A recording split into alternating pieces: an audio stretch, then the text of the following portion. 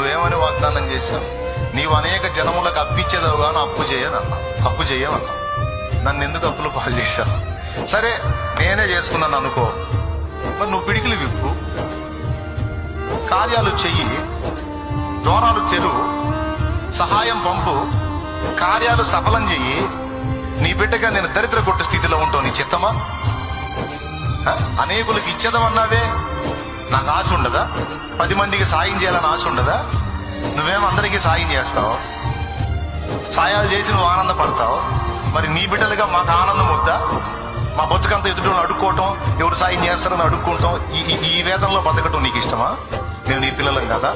నీకున్న ఆశ మాకు లేదా? ఇతరులకు హెల్ప్ చేయాలని మాకు ఉండదా? మరి ఆ విధంగా మా పిడికిళ్ళు ఎందుకు నింపవయ్యా నువ్వు? అడుగును తగాదేసుకో. నీకు విరోధంగా రూపింపబడిన ఏ ఆయుధము వర్ధిల్లదన్నావే, మరి ఎందుకయ్యా వాళ్ళని వర్ధిల్లనిస్తున్నా?